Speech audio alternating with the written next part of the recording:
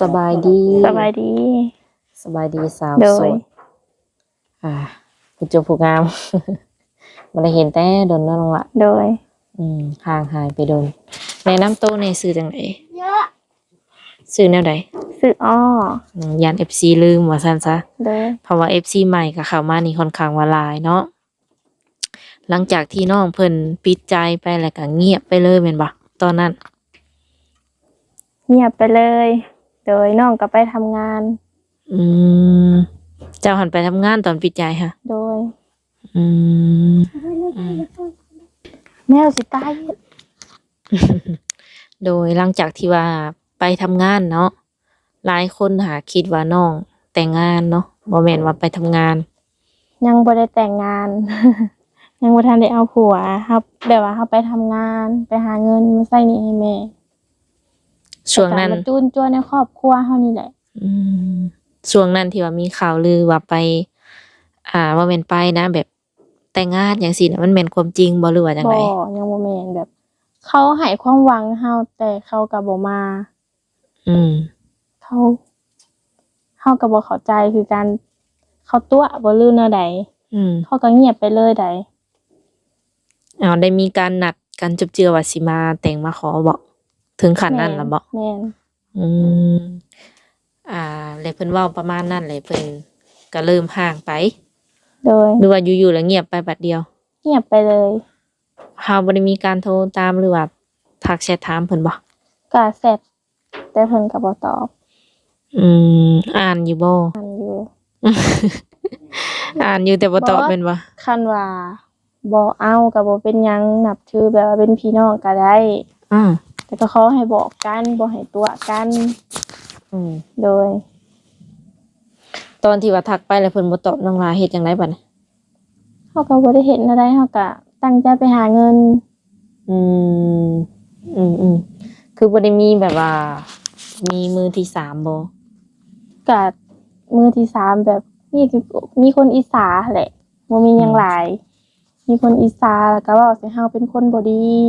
ไปลิ้นกลางค่ำกลางคืนก็แม่นอยู่ไปลิ้นไปก็ไปลิ้นกับหมู่อยู่เฮือนหั่นแหละอยู่เฮือนใกล้ๆเฮือนหั่นแหละไปสร้างแบดเพราะว่าเฮือนน้องก็บ่มีไฟเด้แล้วก็เว้าใส่เป็นคนบ่ดีนั่นน่ะนี่เฮาฮู้แต่เฮาก็เซยอยู่แต่ให้ปล่อยให้เขาเว้าไปแต่ว่ามีคนเว้าหลายแต่เฮาก็บ่ได้ใส่ใจ ในบัดที่นี่อ้ายเพิ่นก็รู้สึกว่ามันรู้สึกหวั่นไหวเนาะอาจจะแบบว่าฟังคนเว้ามาแล้วก็รู้สึกว่ามัน อาจจะเป็นความจริง แม่ เพิ่นก็เลยเริ่มถอยออก โดย แต่ความจริงแล้วน่ะไปลิ้นแท้บ่แต่ไปลิ้นแถวใกล้ ไปลิ้นอยู่ในเฮือนหลานไปสร้างแบด อืมที่ว่าไปแบบปาร์ตี้บ่แม่นบ่ ก็ดนๆไปเทื่อไปอยู่แบบว่ามีงานวันเกิดหมู่บ่แบบมีงานเลี้ยงหมู่บ่หยังก็ไปแบบเขาชวนหั่นน่ะ โดน บาง ๆ ที เทื่อ ก็ หนึง หมู่มาแต่กรุงเทพเขาชวนก็ไป ไปลิ้นนะเนาะของคนแบบว่าเฮาก็บ่ได้ บ่ได้มีอิหยังหลายหรอกไปลิ้นก็ไปลิ้นแต่ก็มานะบ่แม่นว่าสิไป4-5คืน อืม ไปลิ้นกับหมู่ผู้หญิงกับอ้ายน้องซื่อๆเนาะ โดย เออในเมื่อเพิ่นแบบหายเงียบไปแล้วก็ทางเจ้าก็เริ่มทำใจแล้วก็ไปทำงาน โดย อ๋อตอนนี้นี่บ่ได้รู้สึกเครียดเพิ่นบ่ บ่ได้เครียด อืม บ่ได้ ต่างคน เครียด ต่างไปแม่นบ่ โดย อันนั้นสำหรับเรื่องเก่าของน้องเพิ่นถือว่าจบไปแล้วแม่นบ่ มันจบไปแล้วก็ให้จบไป คันอ้ายเพิ่นเห็นคลิปเลยแบบว่าคลิปเขาออกมาเปิดใจใหม่จังซี่นะแล้วเพิ่นสิมาคุยใหม่จังซี่น้องหลาคิดว่าสิให้โอกาสเพิ่นได้บ่ ให้โอกาสได้คันเพิ่นสิคุยยันแต่เพิ่นบ่คุยแล้วเพิ่นก็คิดเอาเป็นคนบ่ดี อืม เพราะว่ามีคนเว้าเยอะเย้ยหั้นนะเว้าใส่เฮาแนวนั้นแนวนี้อย่าเพิ่นให้เพิ่นเว้าไปซะ อืม เพิ่นคนดีค่ะ อืม เฮาบ่ดีก็อย่าหั่นน่ะ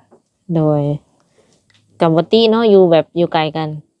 บางทีก็ทางนี้หวั่นไหวบางทีก็ทางพุ่นหวั่นไหวอาจสิคิดหลายนิดจักหน่อยคันบ่ได้มาอยู่นํกันแหลมยากเนาะ เขาเว้าใส่เฮาเป็นคนบ่ดีก็อย่าแต่เฮาฮู้ที่โตเฮาแล้วก็ใจเฮา อืม ว่าเป็นคนแนวใดเป็นคนแบบใด โดยมาเข้าเรื่องกันเฮาอุ๊ย ใครมา เจ๊เห่าป่าเลยมันเห็นมันก็เห่ามันบ่จื้อ โอ้เพิ่นรักษาเถียง เลย มื้อนี้ก็คือออกมาเปิดใจใหม่เนาะน้องหลานเนาะคือเปิดใจในรอบนี้แบบว่ามีสเปคที่ตั้งไว้บ่คิดว่ามักผู้ชายแบบใดรูปร่างหน้าตาหล่อบ่สูงขาว แบบว่าบ่เอาหล่อปานใด อืม ขอแต่จริงใจแล้วก็หักครอบครัวเฮา อืม แล้วก็เชื่อในสิ่งที่เฮาเป็นแล้วก็รับได้ เพราะว่าเฮาทุกข์ยากเฮาก็แบบบ่ได้ร่ำรวยอีหยังหลาย โด ส่ ย วนหลายเพิ่นมีแต่มักแบบคนรวยคนงาม อืม อันนี้คือแบบว่าเรื่องหน้าตานี่ก็บ่โฟกัสปานใดเนาะ โดย เรื่องอายุนี่เด้น้องลาจำกัดบ่ เพิ่นอายุก็ สิคุยประมาณจักปีขึ้นไป เอาน้องจักปีก่อนน้อง 22ปีนี้เดือน12นี่ก็เข้า22 22ปีเจ้าอยากคุยผู้บ่าวจักปีรุ่นเดียวกันบ่หรือว่า เป็นรุ่นอ้าย เอารุ่นอ้ายเนาะ โดย รุ่น รุ่น อ้าย เดียว ขึ้น กันนี่ก็คุยได้ อืมสรุปแล้วนี่แม่นเอารุ่นเจ้าของขึ้นไปเนาะ โดย หรือว่ารุ่นน้องก็มีสิทธิ์บ่ มีสิทธิ์ เฮ้ย รุ่นน้องก็มีสิทธิ์ได้เนาะ FC เออฮอดจักปีประมาณแบบ60 70อย่างสิยังโอเคบ่หรือยังไง ก็คุยได้60 70ก็แบบคุยเป็นแบบว่าคันว่าคุยเป็นพี่เป็นน้องกันก็ได้ แบบเอาเป็นสามีนี่เอาได้บ่ ยันเพิ่นบ่มัก ยันบ่มักน้องหั่น โดย อืมคือคันว่าเพิ่นมักเลยน้องนี่เอาได้บ่สมมุติว่าอายุหลาย60 70นั่นน่ะ ยังเก่งก็ประมาณ40กว่าประมาณ50ก็ได้ อืม โดย 40 50นี่สิคุยแบบเป็นสามีได้อยู่คัน60 70นี่คุยแบบพี่น้องอ้ายน้องหรือว่าคนรู้จักได้อยู่ โดย อืม ก็เป็นคนตรงดีเนาะทุกคน เพิ่นกล่าวว่าสิเอาบ่ได้ก็คือบอก FC ไปตรงๆว่า อาจจะเอาบ่ได้เนาะสูงสุดแม่น50แม่นสุดๆแล้วแม่นบ่เคยเห็นอยู่เนาะผู้บ่าวรุ่นใหญ่ก็ เคยลม โอ้เคยลมผู้บ่าวรุ่นใหญ่อยู่ประมาณจักเทื่อพร้อมว่า2เทื่อ 2เทื่อ 2เทื่ออีหลี โดย แบบว่าเขาเจ้าหักเพลงเฮาหลายบ่เอาใจใส่เก่งบ่ ก็บ่ฮู้ว่าเขาหักแพงเฮาหรือบ่ แต่ว่ากับตะกี้ก็โทรคุยกันทุกมื้อแล้ววันนี้เขาก็เงียบไป คุยกันตอนนั้นนี่ประมาณจักเดือน แบบแต่ละคนล่ะ คุยกันได้โดนบ่กับผู้บ่าวอายุหลายจักเดือน ตอนแรกนะบ่ แม่นอันนั้นตอนแรกเพราะว่ามี2ครั้งนี่ ประ เนาะ มาณ5เดือน กระโดนเลยเนาะ โดยโดนเติบ อืม ผู้ที่2ก็ประมาณ3เดือน อยากฮู้อยู่บ่ในใจว่าเป็นหยังเพิ่นคือแบบ ไปจากเฮาโดยที่บ่ได้ล่ำลา อยาก อยาก ฮู้บ่ ฮู้ ว่าเป็นหยัง โดยก็ย้อนที่เฮาเว้าหั่นแหละแบบมีคนเว้าซะหลายอย่างเขาก็บ่อยากได้ เจ้าก็พอฮู้คร่าวๆแล้วแม่นบ่ โดยฮู้อยู่แล้วแต่ก็แบบเซอร์อยู่เฮ็ดคือแบบบ่มีหยังเกิดขึ้น เจ้าบ่ได้รู้สึกเครียดบ่คนที่ว่าเพิ่นเว้าให้เฮา ก็บ่เพราะว่าเพิ่นเป็นคนแบบว่ามักเว้ามักอีสาเพิ่นจะเว้าได้ก็เว้าโลดแต่ว่า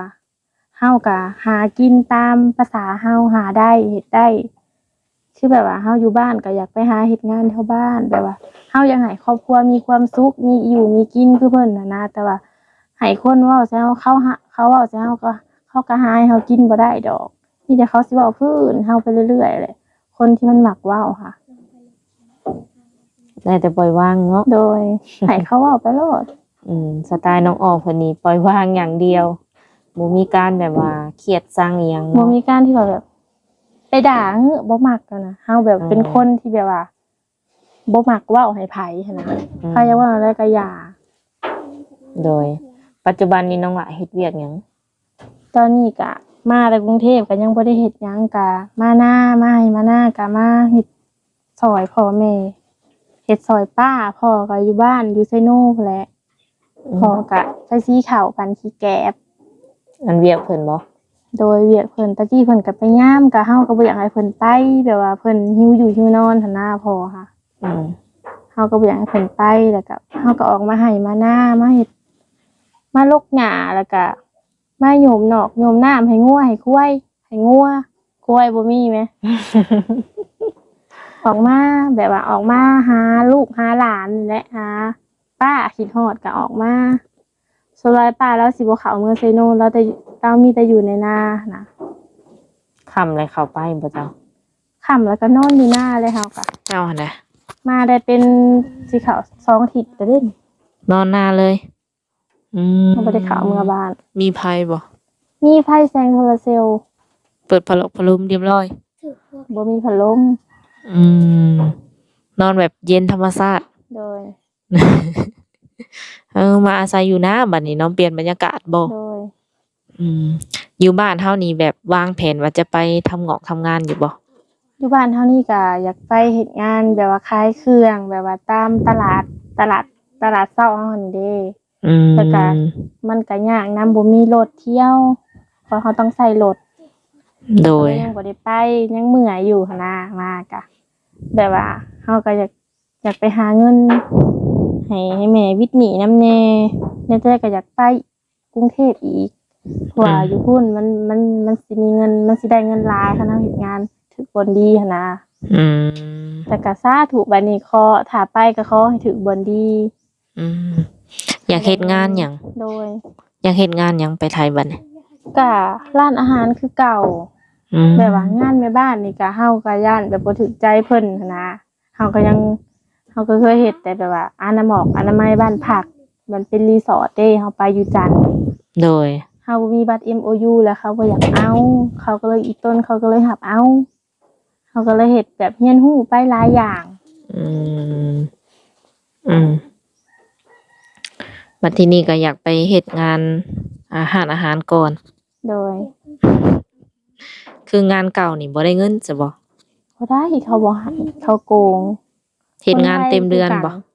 คนไทยนำกันเฮ็ดงานนำกันเขาก็ยังบ่ให้เงิน อ๋อ สมมุติมื้อนี้วันที่29มื้ออื่นนี่เขาสิให้เงินวันที่30และเขาสิเริ่มต้นวันที่1ใหม่แต่ตอนประมาณ2โมง12โมงได้เลิกงานกะ เรียกลิงประตูกูเก็บ กะเอิ้นแปลว่าใบ QR code บ่เห็นแล้วก็ด่าหายซุมเฮา อะไรก็ได้ออก เขาก็ไล่ซุมเฮาออกแบบไล่ซุมเฮาออกแบบว่าบ่ฮู้สาเหตุหยังเลยแต่ก็บ่เป็นหยังเฮาก็สู้หางานใหม่ แต่ว่าเฮาเมื่อยเด้เฮาเฮ็ดงานเนาะแต่ว่าเฮาก็บ่ได้ยอมแพ้ใดแต่ว่าเฮายังสิสู้อยู่ แต่ว่าตอนนี้ขอมาพักก่อนยังเมื่อย พักจิตพักใจ พักร่างกาย โดย แต่รู้สึกตอนนี้แบบอ้วนขึ้นตุ้ยขึ้น แสดงว่าตอนไปกินดีอยู่ดีอยู่ ถ้าไปตอนนั้นอีกตอนทำอีกกะไปอยู่จันทน์กะถ้าไปสุดนี้เขาก็ยังได้ไปผักอยู่น้ำเอื้อยเขาคือเก่า เพราะว่าเขาอีต้นเขาก็เลยให้เฮ็ดงานซ้ำเฮ็ดงานนำพี่อ้ายเฮ็ดงานคัดสีแล้วก็ทาสี ปิ่นไม้ขึ้นเนาะขึ้นบ่ตั้งอยู่บ่คือตอนไปน้ำหนักเท่าไหร่ซะ น้ำหนัก57 เดี๋ยวนี้ซะ 59ขึ้นเด็กน้อย โดย อันนั้นสำหรับน้ำหนักเพิ่นแลก็เคยแบบว่าพร้อมอยู่ เคยบ่ เคยผอม น้ำหนักประมาณ54 ตอนผอมหั่นใด 55โดย ก็มีขึ้นมีลงแสดงว่าเฮ็ดเวียกนี่แบบ คือไรเฮาเมื่อยเฮากินแต่น้ำเฮาเฮ็ดงานหั้นนะ กินน้ำก็อ้วนบ่ อ้วน ข่อยสิได้ไปซื้อน้ำมาไว้ กินแต่น้ำก็อ้วนเนาะอืมตอนนี้ก็ถือว่าพักผ่อนไปก่อนเนาะเวียกแบบว่าโร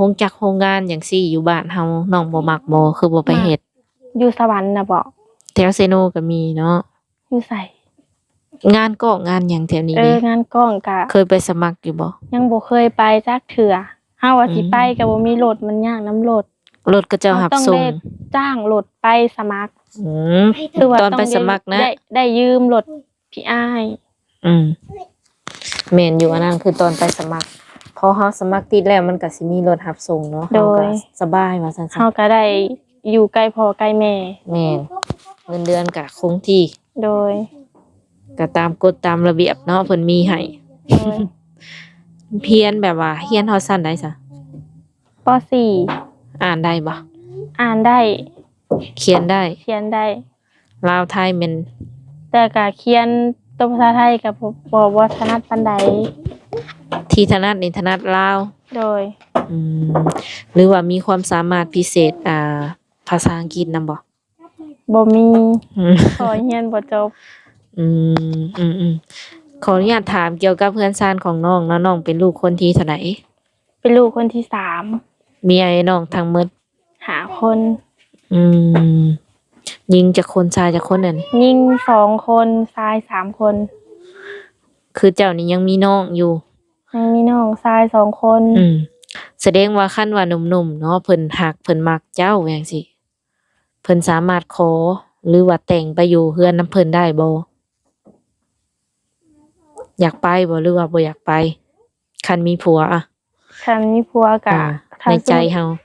ก็ให้เพิ่นมาอยู่นำเฮาแหละเนาะคันเพิ่นสิมา บ่หลายโพดบ่คิดว่าอ้ายน้องเฮาก็หลายเลยสมมุติว่าเฮาเพิ่นมาอีกสิบ่หลายบ่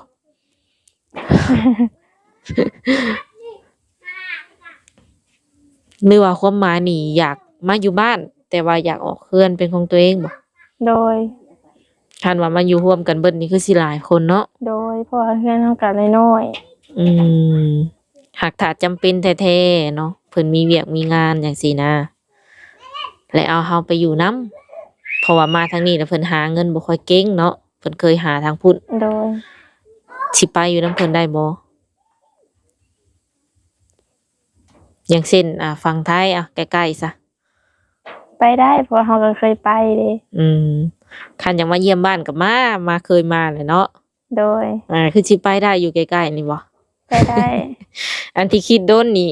ย่านได้ไปไกลบ่ โดยจะสิมีบุญได้ไปหรือบ่ อันที่คิดโดนนี่ย่านได้ไปไกลกว่าฝั่งไทยบ่ ไกลกว่าฝั่งไทยก็มีคือกันได้แหละเนาะเพิ่นก็หาคนไปอยู่นํคือกันหากสุดแล้วแต่บุญวาสนาของไผของเราเนาะ โดย ตอนนี้ก็ทำใจได้แล้วถ้าว่าหนุ่มๆสิทักมาลิ้นน้ำไม้จังซี่มีช่องทางติดต่อให้เพิ่นบ่ มีทางเฟซ อืม แล้วก็ LINE เจ๊บ่ช่องบ่ โดย โอเคเนาะคันว่าเพิ่นทักมาก็มีแต่ว่าทางใดก็ได้น้องเพิ่นสะดวกทักหาช่วงใดได้แหน่ ช่วงนี้ก็บ่ค่อยมีแบดเพราะว่าเฮาอยู่นา บ่มีแม่เฮ็ดแนวใดสิได้คุยกับผู้บ่าวบัดนี้เนาะ เฮายังบ่ได้เข้าเมืองบ้าน คือมาหน้าจังซี่แม่นบ่ได้เล่นโทรศัพท์บ่ บ่ได้เล่น โอ้ทักมาเงียบนี่แปลว่าอยู่นา โดย คันว่าตอบก็แปลว่าอยู่เฮือน อยู่นาก็ได้เล่นอยู่คันเฮาไปสากเฮาแต่บ่อนสากมันไกล ไปสากอยู่ไสน้องล่ะ อยู่ในบ้านพุ่นแหละเฮา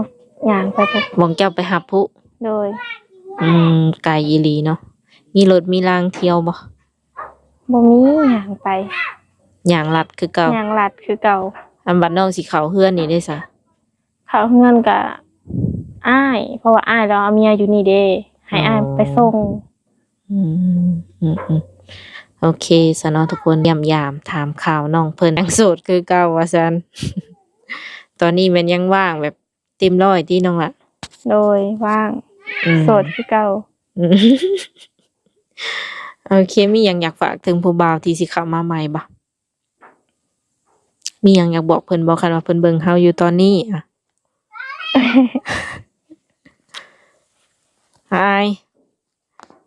ฮะ อายเด้อจังได อาย จักความเว้าแม่นบ่ โดย บ่เป็นหยังบ่เป็นหยังมีแต่ว่าโอ้ลมกันส่วนตัวคันว่าเพิ่นทักมาส่วนตัวนี่ก็เว้านำเพิ่นอยู่ติเนาะ ก็คุยอยู่บางทีเพิ่นก็ถามว่าทำอะไรอยู่ฮะก็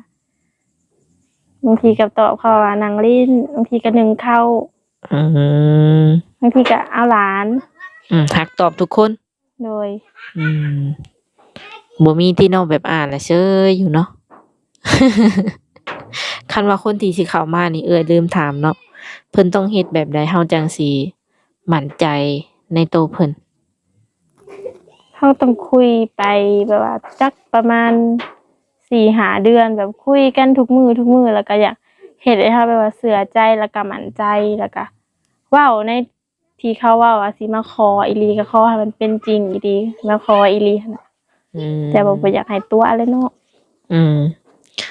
ตอนที่เพิ่นว่าสิมาขอนี่ก็เจ้าก็วาดฝันไว้อยู่บ่คิดอยู่บ่ อยู่แต่ก็คิดว่าเพิ่นก็อยู่ใกล้หั่นนะแบบเบิ่งอยู่คิดเบิ่งอยู่เพิ่นก็คือสิมาบ่ได้ อันเจ้าคิดฮะ โดยแต่ว่าเขาก็คิดว่าเพิ่นก็อยู่ใกล้หั่นนะ อืม เพิ่นก็สิมาหาบ่ได้ อืมคิดว่าโอ้ยสิมาบ่ทรงสิบ่มาจังซี่แหล้วเนาะคิดเองตอบเอง โอเคสู้ๆเนาะทางน้องเพิ่นก็เจอมาทางเรื่องงานนี่เรื่องความรักนี่ก็ถือว่าแย่เนาะแย่สุดๆเลยแม่นบ่ แย่อยู่ โดย สำหรับคลิปนี้ทางสาวเปลี่ยนก็สิโอลมประมาณนี้เนาะมื้อหน้ามื้อในคันว่า FC ยังห้องต้องการให้มาใหม่ก็สิมาเนาะโดยสบายดี โดยสบายดี